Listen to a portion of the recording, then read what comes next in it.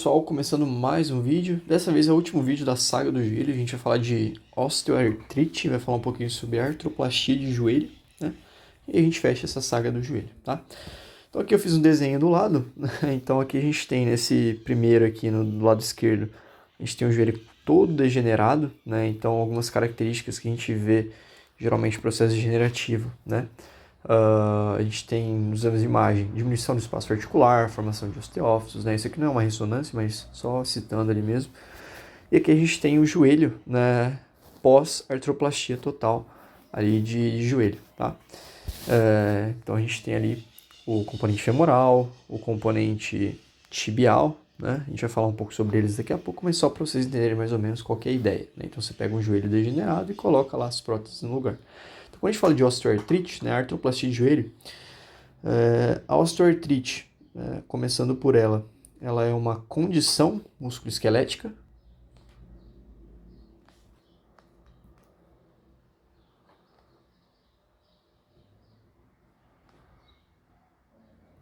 certo? Associada a um processo inflamatório, então geralmente ela está associada à inflamação e alterações estruturais.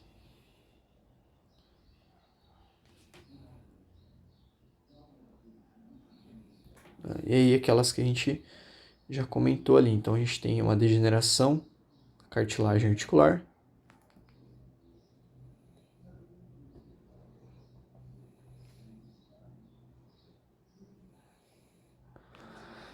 diminuição do espaço articular,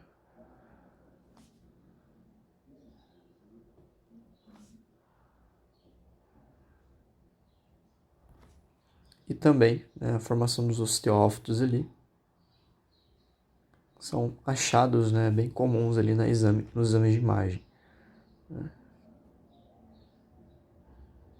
Então, a gente já consegue ver na própria radiografia, né, diminuição do espaço e formação de osteófitos, beleza?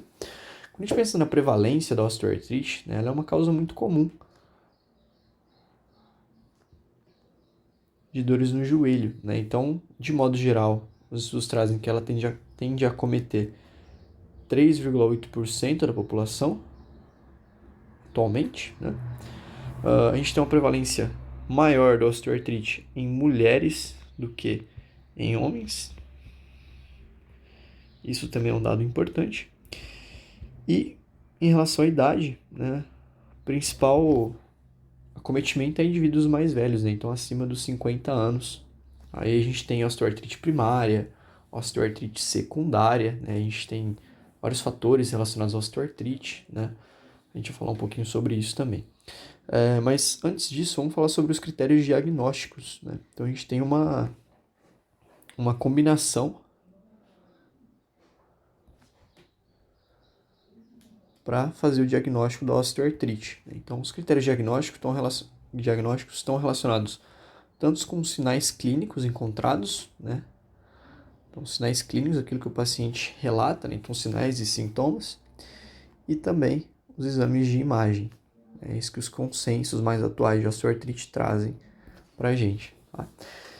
Em relação aos sinais clínicos, os principais que a gente pode citar é a crepitação, rigidez que o paciente sente logo pela manhã, né? E essa rigidez ela tende a perdurar, né, ali pelo menos por 30 minutos, né? Média de 30 minutos, período da manhã. E também a questão da dor, né?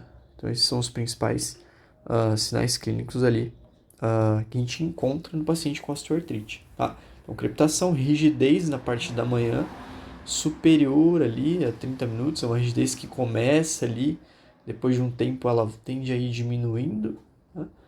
E a dor, beleza? E aí dentro dos exames de imagem, a gente tem a radiografia e aqueles achados estruturais que eu não vou escrever de novo, que a gente já falou, né? Então diminuição do espaço articular e os osteófitos. Só que em relação à diminuição do espaço articular, a gente tem uma escala, né, que é a escala de... São graus, né? São os graus de Kellgren-Lawrence. Então, os graus de Kellgren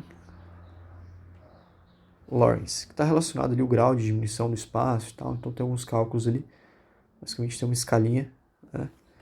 E a gente precisa ter pelo menos um grau 2 de Calgren-Lorentz. Vocês podem procurar no Google, isso vai aparecer, beleza? Mas basicamente é isso. E de modo geral, né, o que a gente tem no consenso, tá? Que os experts recomendam, né, então a Associação Americana de Osteoartrite, etc e tal, recomendam que a cirurgia, o procedimento cirúrgico, ele é para poucas pessoas, né? Então poucos vão se beneficiar da cirurgia, certo? Ela vai ser indicada para poucas pessoas. Os medicamentos, eles são indicados para alguns pacientes, tá? Não para todos, então alguns pacientes podem se beneficiar dos medicamentos e todos os pacientes, eles devem receber educação, tanto educação indoor, educação para se manter ativo, educação em relação à realização de exercícios e o controle de peso, tá? A gente vai falar daqui a pouco sobre. Então, todos os pacientes, sem exceção, devem receber essas orientações, né? E devem receber o exercício, né? Então, é uma patologia que o tratamento conservador, muitas vezes, está associado a mudanças do estilo de vida, né? Então, antes da pessoa ir para o procedimento cirúrgico, né? Se ela perde peso, a gente tem resultados bem interessantes ali, bem favoráveis, tá? Em relação à etiologia, depois a gente vai falar disso, né? Mas a etiologia, a gente tem diferentes tipos de osteoartrite, né? Eu não vou entrar. Tem osteoartrite por doenças autoimunes, etc. Mas a gente não vai falar disso. Mas a gente tem uma etiologia que ela pode acometer pessoas mais jovens e pessoas mais idosas. Então a gente pode ter osteoartrite em jovens, por exemplo, jovens atletas, e em idosos. Para que a gente tenha em jovens, aqui jovens a gente está falando abaixo de 50 anos, idosos acima de 65 anos, tá? A faixa etária é mais ou menos essa. Então, fatores de risco relacionados com essa etiologia. A gente pode ter lesões prévias, né? Então se esse paciente, esse jovem, por exemplo, tem uma lesão de LCA, né? A gente sabe que lesões de LCA aumentam a chance de desenvolver osteoartrite no futuro, né? Então a gente tem fatores genéticos. Então, se a pessoa teve outros membros da família que tiveram osteoartrite, a chance de desenvolver é maior, tá? Pode ser causado por trauma também, né? Então, decorrência ali, consequências de um trauma no joelho. Pode estar relacionado à participação desse indivíduo em esportes. Então, por exemplo, um corredor ali de longas provas, né? De ultras ali, etc. E até mesmo a questão da obesidade, né? Que é uma das principais relacionadas com o desenvolvimento da osteoartrite. Então, todos esses fatores, eles vão predispor a osteoartrite precoce. Então, são fatores que predispõem a osteoartrite, beleza? Nesses indivíduos mais jovens. Quando a gente pensa nos indivíduos mais idosos, né, acima de 65 anos ali, o principal fator está relacionado à idade avançada, né? Então a gente sabe, de acordo com a fisiologia do nosso próprio envelhecimento, que com o passar do tempo a gente tende a ter processos degenerativos, né, em todas as partes do corpo, né, na coluna, joelho, quadril, né, o normal, é um processo fisiológico. Nem sempre vem acompanhado de dor e sintomas, né, em alguns casos sim. Pacientes do sexo feminino são mais acometidas, então a prevalência ela tende a ser maior em mulheres, quando a gente fala de indivíduos mais idosos. As lesões no joelho, lesões anteriores no joelho, também podem estar relacionadas com o desenvolvimento das osteoartrites, né? Atividade laboral ao longo da vida.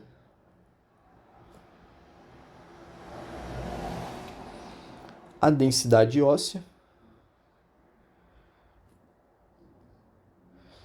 Aí, de novo, a gente entra aqui para sobrepeso e obesidade, né? São fatores extremamente consideráveis.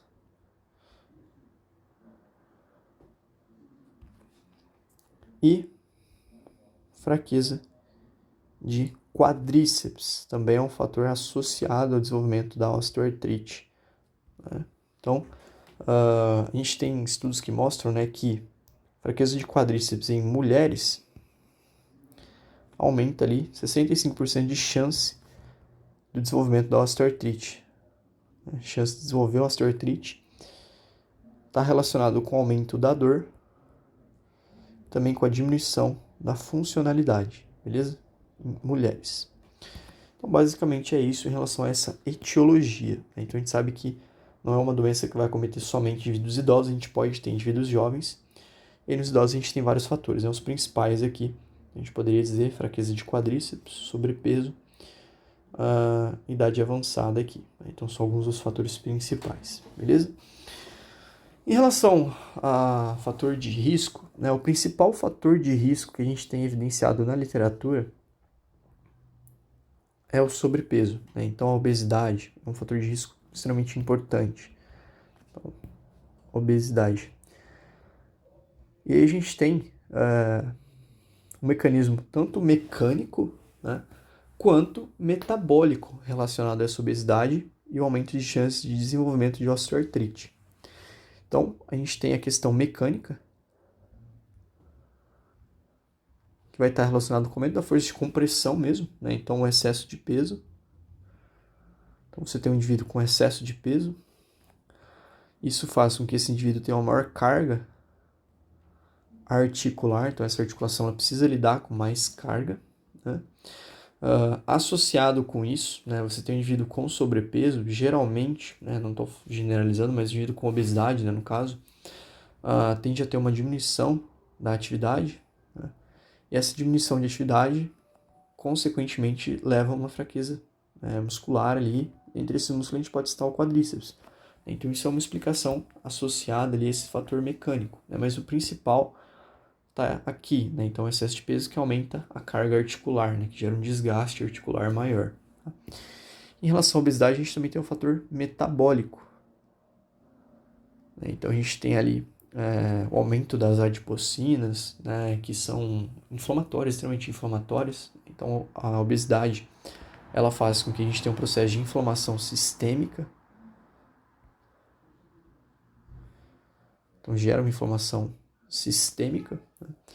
A gente tende a ter um aumento de vários marcadores inflamatórios.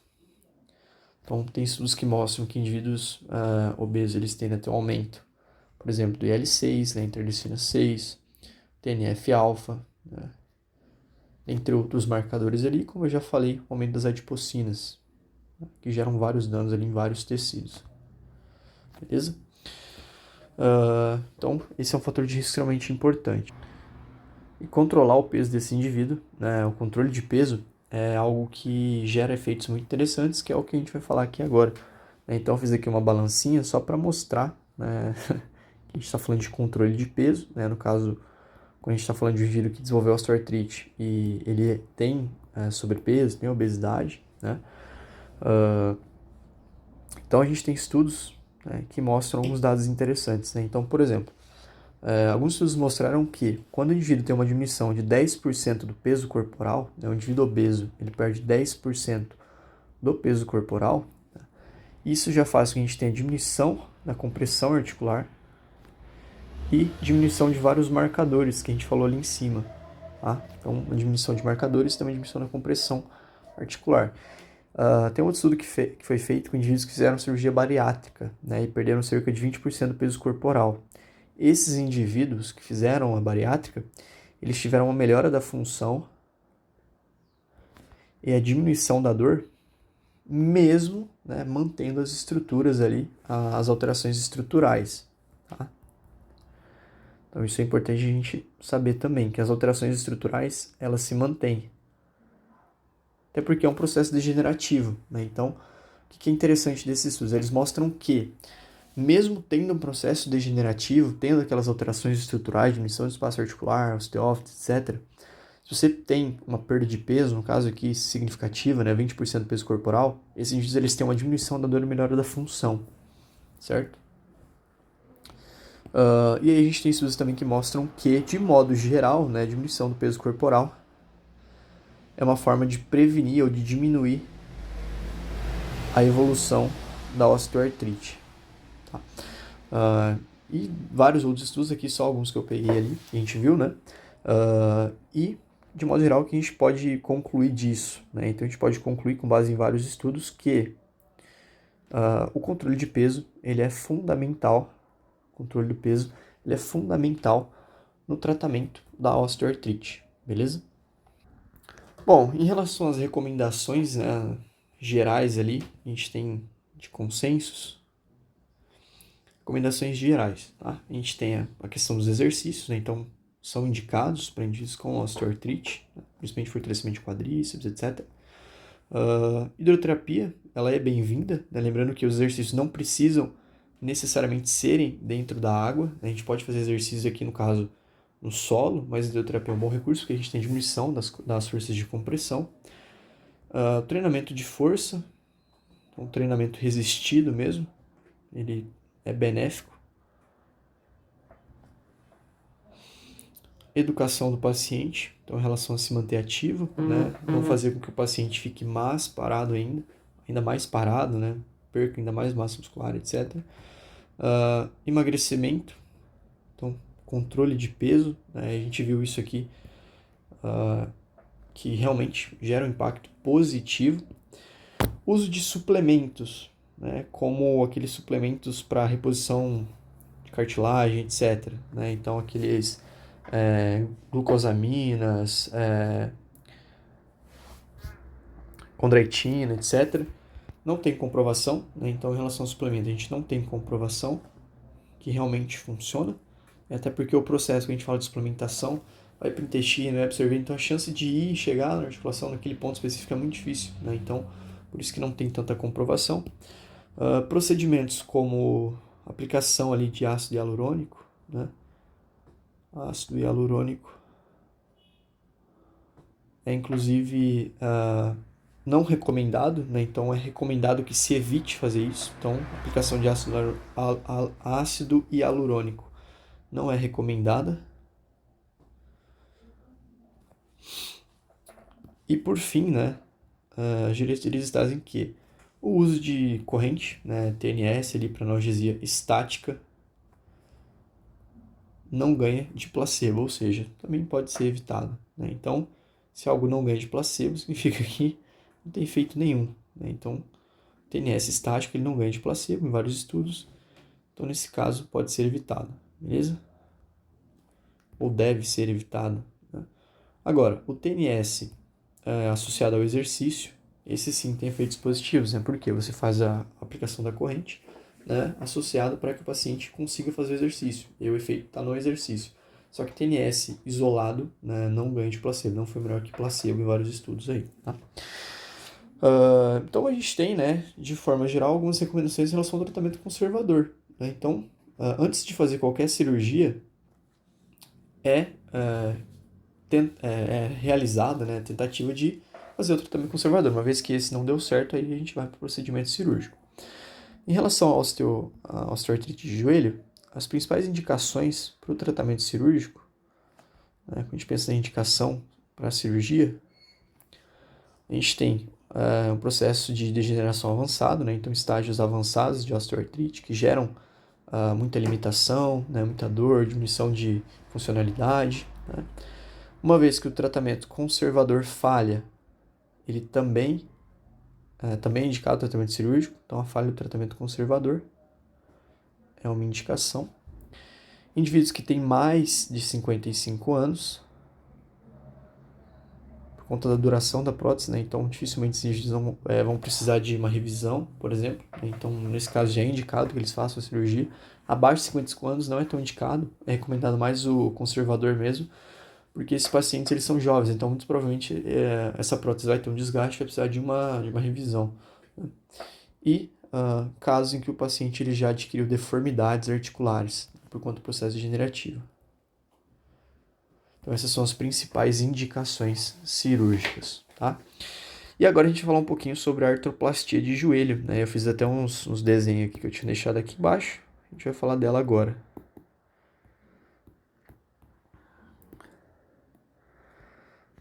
Peraí. Bom, então vamos lá. Esse aqui eu vou tirar, a gente vai precisar. Bom, então a gente vai falar da artroplastia do joelho, né, que é o processo cirúrgico em si.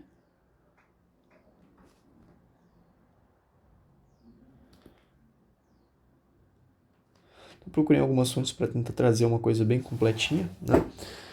Então a gente sabe que a cirurgia de artroplastia, né,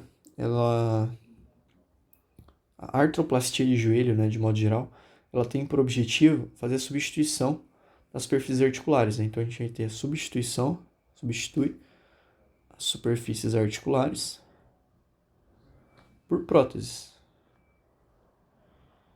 por componentes aí protéticos. E aí a gente pode ter as superfícies articulares tanto do fêmur, quanto da tíbia, quanto da patela, beleza? Então, aqui eu trouxe essa imagenzinha aqui do canto, na esquerda, para a gente ver esses componentes. Então, aqui a gente tem os principais componentes dessa prótese de joelho, né? Então, a gente tem um componente femoral, não vou escrever não, a gente tem um componente femoral, né? A gente tem um componente tibial, e entre o componente femoral e o componente tibial, a gente tem um componente de polietileno, né, que vai funcionar como se fosse um menisco. Faz parte, né, do componente tibial ali, ele é como se fosse um encaixe, mas é como se fosse um plástico bem duro, né, o polietileno. E a ideia dele é funcionar como se fosse um menisco ali, né, melhorando a congruência articular, melhorando a questão de movimentos mesmo articulares, etc. Tá? Em alguns casos, atrás da patela, quando a patela é mantida, é colocado um plug patelar, um plug retropatelar, beleza? Então esses são os principais componentes. O componente femoral, de modo geral, geralmente ele é feito de metal, né? O componente tibial também, mas a gente pode ter diferentes materiais ali. O mais comum é isso, né? Então você tem dois componentes de metal e o polietileno ali no meio, simulando ali o que seria um menisco. Tá? Esses são os componentes da prótese de joelho. As vias de acesso, a gente tem uma só, né? Então não são vias, né? A via de acesso que é utilizada é essa via parapatelar medial. Então eles vão fazer um cortezinho aqui na patela, né? A parte medial ali, né? Do ladinho ali da patela. Então a via, a gente fala, é parapatelar medial. E uma desvantagem dessa cirurgia é que, em alguns casos, né, às vezes é necessário a realização da desinserção do quadríceps, principalmente por conta da retirada da patela. Então é feita a desinserção do quadríceps, a maioria das vezes, né? Isso faz com que no pós-operatório, né, esse paciente tenha uma maior fraqueza. Então a gente tem aquele processo de inibição artrogênica, assim como toda cirurgia de joelho, aí o paciente tem uma fraqueza maior de quadríceps no pós-operatório. Então um dos focos que a gente precisa ter nesse pós-operatório é no fortalecimento de quadríceps, beleza? Uma coisa que eu esqueci de falar em relação aos componentes, né? Os componentes eles são todos cimentados, tá? Então essa cirurgia, né, a gente tem que ela é uma cirurgia feita de forma cimentada. Então tanto o componente tibial quanto o componente femoral eles são cimentados. Isso é bom por quê? Porque a gente tem descarga de peso imediata. Então, logo após a cirurgia, o paciente já pode realizar a descarga de peso. Beleza? Por quê? Porque os componentes eles são cimentados. Então, lembra quando eu tenho um cimento ali, o médico coloca o cimento, depois ele vai e coloca o componente. E aí o cimento ele cria uma compressão que vai gerar essa estabilidade, né, ali, essa fixação do componente ao osso. Beleza? Em relação aos tipos, a gente tem 3 tipos de artroplastia de joelho. A gente tem a unicompartimental,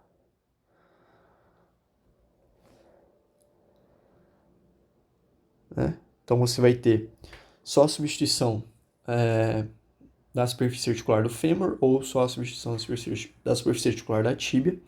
A gente pode ter bicompartimental, bem comum, né? Então a bicompartimental você substitui as duas superfícies articulares da articulação tibiofemoral. Então você tem só a tibiofemoral, substitui tíbia, a superfície da tíbia, do fêmur e da patela mantém.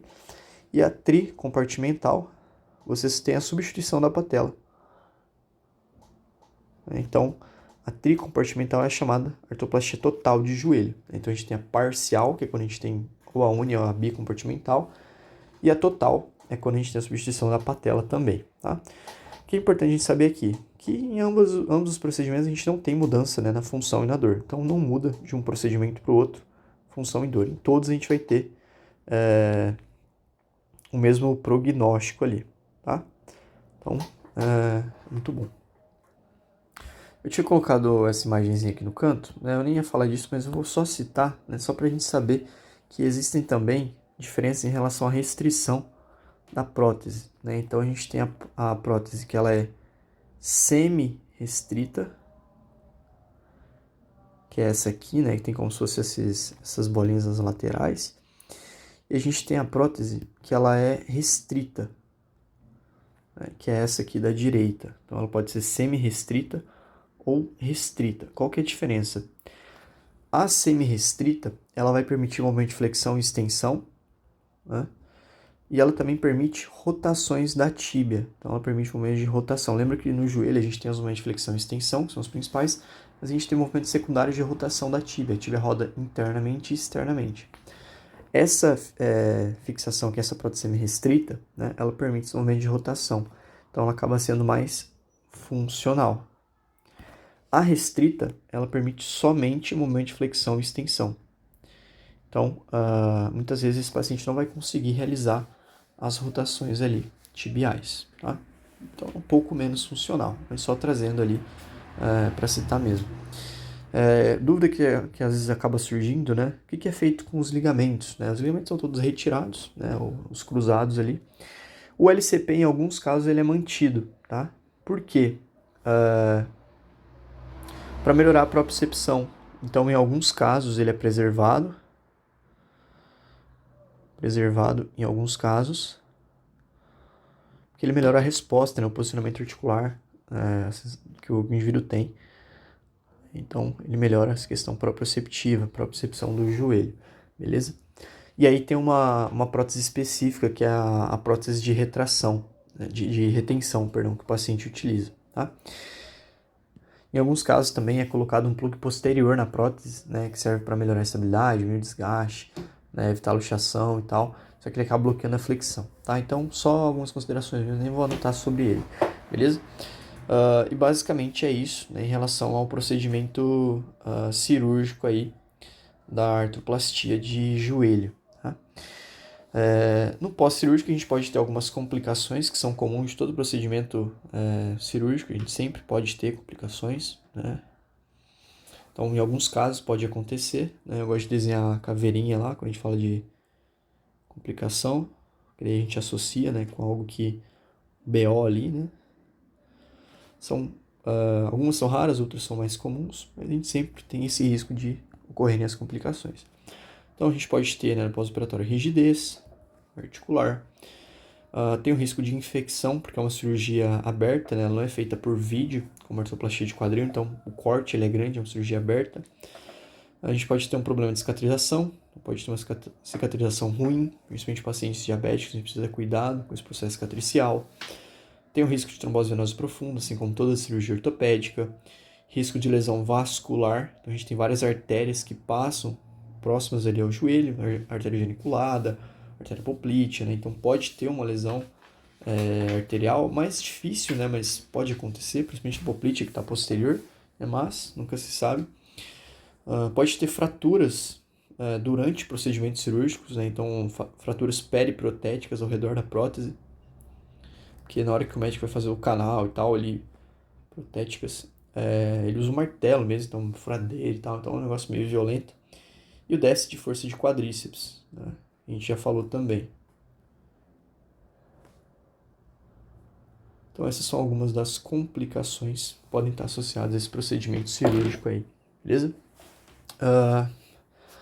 No pós-operatório, né? Falando agora sobre tratamento, pra gente fechar. No PO, a gente vai fazer a avaliação desse paciente, né? Então a gente vai avaliar ele.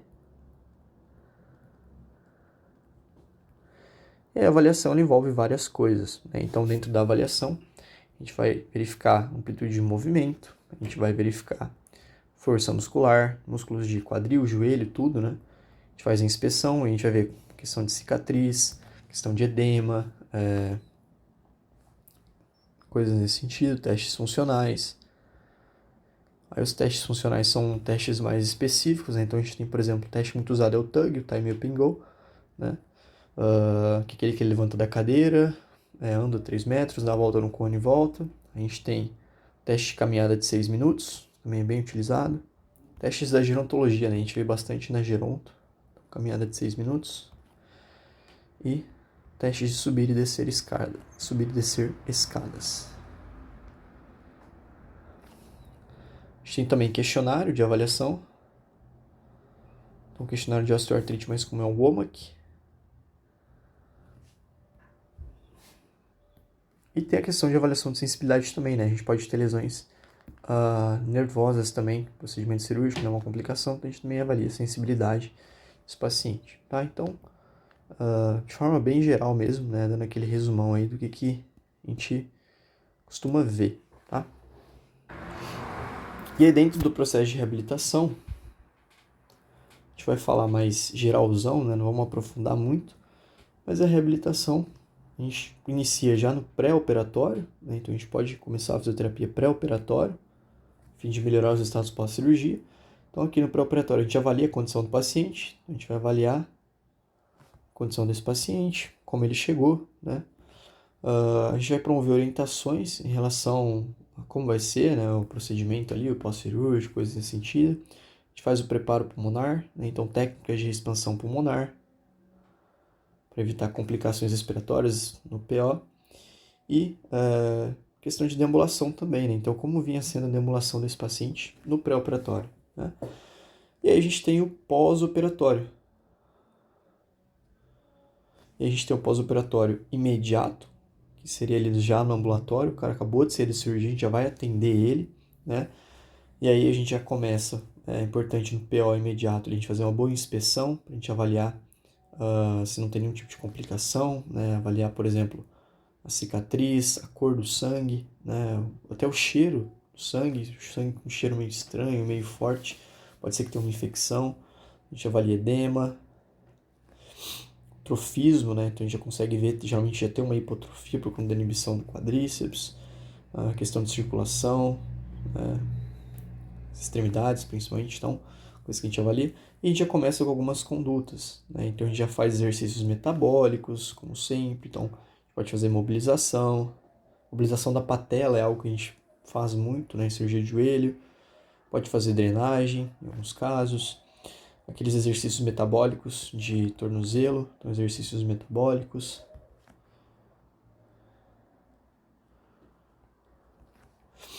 Já pode fazer a contração de quadríceps, né? Então a gente já faz contração de quadríceps, ativação, né, de quadríceps, isométrica, se possível associado à eletroestimulação, por conta da inibição. Pode estar presente em muitos casos. Controle de edema. Então, exercícios metabólicos, as mobilizações auxiliam nesse controle de edema. Contração isométrica é uma das principais formas de melhorar esse edema. Posicionamento desse paciente, né? Então manter o joelho ali em extensão é importante, né? E a questão de deambulação, né? Então a gente sabe que pós fazer descarga de peso, né? A gente começa com muleta, depois vai retirando ali aos poucos, né? Mas precisa ter alguns cuidados. E aí o foco no PO tardio, né? Então nos meses seguintes, né? A gente vai fazer todo o procedimento ortopédico. O foco vai ser, né, o tratamento vai ser focado em ganho de ADM, a gente pode fazer mobilização, alongamento, mobilização ativa, passiva, etc. Trabalhar a parte de força muscular, então fortalecimento muscular, ativação muscular, né? Trabalhar equilíbrio desse paciente, trabalhar a propriocepção,